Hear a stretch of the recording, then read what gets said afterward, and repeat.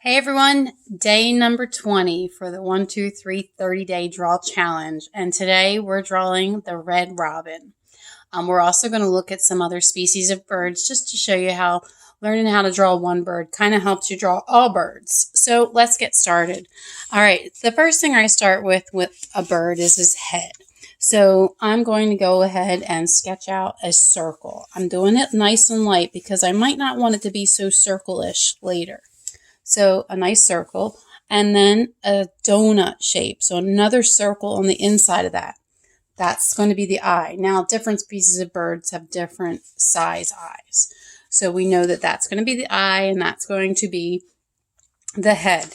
Now, since I'm doing a red robin, his beak is not very long, but a little longer than, say, a cardinal. So I'm going to do the center of the beak first, and it's going to point to the eye. And I'm just going to make one line come forward, and that's going to tell me how long. Right now, I'm going to decide how long I want this beak to be. And then this part is like the other side of his head. So this part of his beak is going to go over and bump into his head.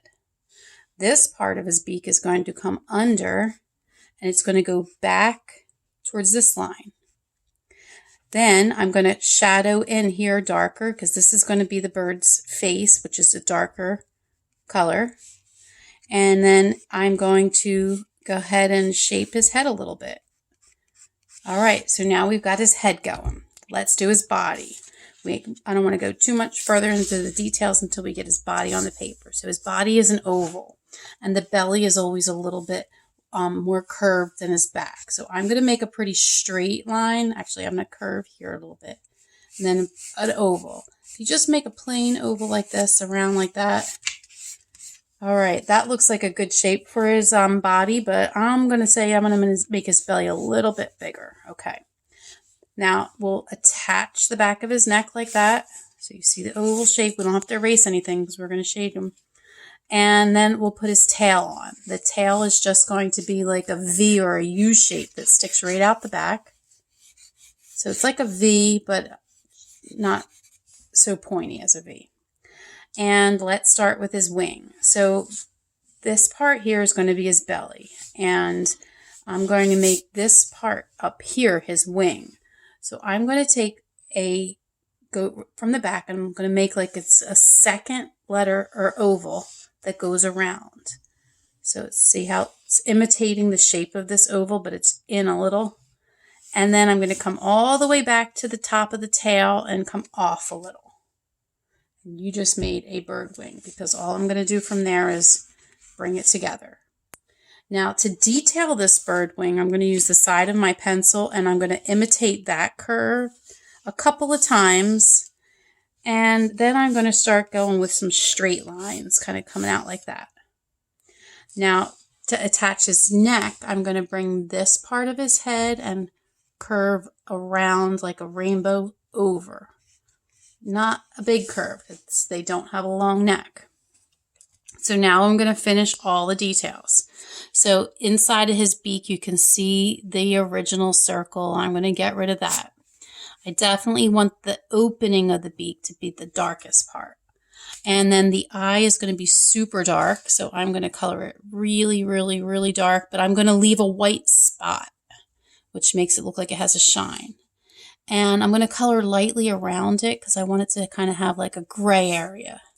So this is going to be the jet black area, and that's going to be gray. Now, I have a lot of white specks showing in there, but I kind of like it like that, so I'm going to leave it. His head is dark, so I'm going to put some dark lines going towards his back. So I'm going with the direction of how the feathers would grow. And when birds grow, their feathers look like hair on their face. And that's going to blend right into that top wing. So real gentle, because I don't want to wipe out all the detail lines that I just did. I'm going to color with my pencil. Put some dark lines in his tail. Make it look like tail feathers, and then color. Then take my finger and smudge it. All right, we're so close to done already. Now, since this part is going to be a lighter color, I'm going to sharpen this up and just smudge whatever left over on my fingers down there. If it doesn't look like it's white enough for a difference, you can always lighten that up because I want this to look like his belly is a whole different color because he's a robin.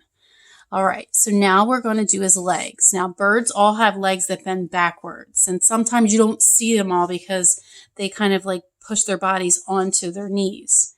So for the front leg, that's the one up here that I see this part, it's going to go like a number 7. All right, so it's an angle. For the back one, we don't see that back one because it's all the way back there behind it. So we're just going to come forward like we know it's there. Then since I want to show you how to make the feet straight and curved around something holding something, I'm going to make a diagonal line like this so I can show you how to do 2 different kind of feet. So let's say this foot has 3 claws and a back claw that goes behind. Let's say that this one actually grabbed the branch. I'm going to curl around it. They're all going to touch each other here. And the back one's going to disappear behind it. Now to make them look like better and more real feet, I'm going to start with making the leg a little bit more intentional, not just a light sketch. Outline that, color it a little bit. Outline this one. All right, then for the feet, I'm going to make them a little bit thicker. And this one goes around the back, so I'm not going to see its claws. It's all curled around. Really easy to draw feet that are curled around. But this one I need to make thicker, color it, and give a tiny little hook for a claw. Really tiny. All right, and that's it for the bird. I am going to give a quick little shadow to this tree branch so it doesn't look completely flat. Smudge my finger on that, and you've got a robin. Now we're going to talk about making different species of birds. So I'm going to just spend another minute here, and you don't have to draw along, but I just want to share with you how it all works. So first of all, if you have something like, say, a parrot, you would still start with a circle and a donut eyeball. But the parrot's beak would start up higher, and you would have to look at pictures to make sure that you're doing it the way that the animal truly is. And their beak starts higher and curves over. And then it has this like crinkly, wrinkly kind of line that goes back almost to his eye. And then they have an itty bitty underbeak that would come under. All right. Now you can see it's a whole different species, right? Let's just say we were doing a flamingo. And I'm doing this from memory. I don't have a picture of a flamingo in front of me, but I want to show you what happens when you change a bird's neck. So eyeball in the center. Now I believe a flamingo kind of has, its beak kind of starts up here and it goes down like that.